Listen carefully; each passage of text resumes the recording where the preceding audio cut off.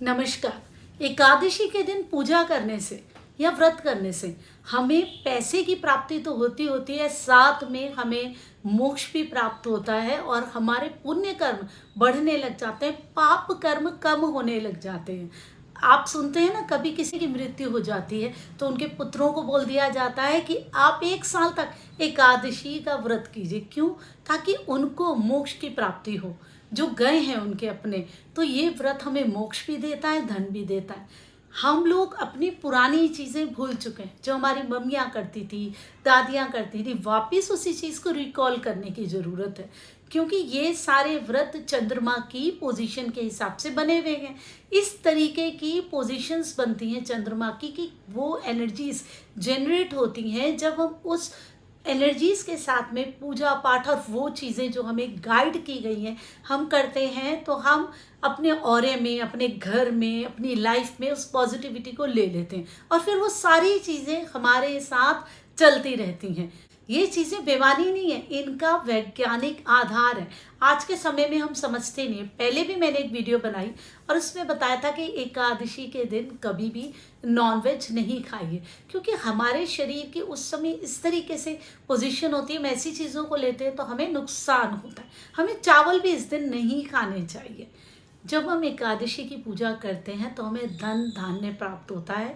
ये विष्णु जी से जुड़ी है। विष्णु जी जहाँ खुश होते हैं, लक्ष्मी माता अपने आप आ जाती हैं और उनके पैर दबाने लग जाते हैं। आप विष्णु जी को खुश करिए, वो अपने आप आ जाएंगी। तो धन भी अपने साथ ही लाती हैं, तो धन भी अपने साथ ही लाता है ये व्रत। और मोक्ष तो एकादशी से मिलता ही है, ये भी आपने सुना होगा।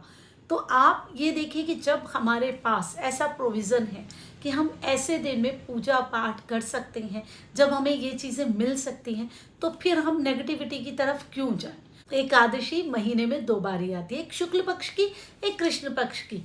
आप जब अपना व्रत शुरू करें या पूजा शुरू करें तो शुक्ल पक्ष से शुरू करें। शुक्ल पक्ष मतलब जब चंद्रमा बढ़ रहा होता है, अमावस्या के बाद जब आती है एकादशी, वो आज मैं वीडियो बना रही हूँ, आज भी एकादशी। अब किस दिन पोस्ट करूँगी वो मुझे पता नहीं।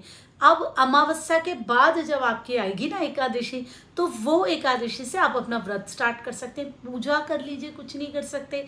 उस दिन आप दान दे दीजिए किसी को, आप दान दें या कुछ भी करें, आप उस दिन अपने घर में दिया जला के प्रॉपर पूजा जरूर करें, क्योंकि वो जो एक नेगेटिव एनर्जीज होती है ना एटमॉस्फेयर की, वो दिया ख़त्म कर देता है और जो पॉजिटिव एनर्जीज उस दिन जनरेट हो रही हैं उसे वो ज़्यादा फैला देता है। घर में लड़ाई झगड़ा उस दिन बिल्कुल भी नहीं करें। नॉनवेज तो बिल्कुल खाना ही नहीं है। सात्विक भोजन खाएं, सात्विक आहार लें, कोशिश करें एक टाइम फलाहार कर लें अगर आप पूरा व्रत नहीं कर सकते। इन चीज़ों का बहुत महत्व है। एक बार करके तो देखिए, एक बार इनको अपने जीवन में वापस अपना के तो देखिए। वो सारी चीज़ें पुरानी जिनको हम किया करते थे, हमारी मम्मियाँ किया करती थी, एक बार वापस उनको अपना के देखिए। फिर देखिए वो चीज़ें जो कि हम मिस कर रहे हैं, एक संतुष्टि, एक आत्मसंतोष, एक परेशानी, एक स्ट्रेस लेवल जो आज के जीवन में बढ़ रहा है, वो सारी चीज़ें हमारे अंदर से निकलेंगी और साथ में हमारे फैमिली मेम्बर्स के भी अंदर से अपने आप ही निकलने लग जाएंगे, अगर एक व्यक्ति भी घर में इन चीज़ों को मानने वाला हो जाता है। ऐसे ही बहुत सारी चीज़ें मैं आपके लिए लेकर के आती रहती हूँ, ज्योतिष, रेकी हीलिंग, वास्तु, अंक शास्त्र से जुड़ी हुई। अगर आप जानना चाहते हैं तो मेरे चैनल को सब्सक्राइब कर दीजिए।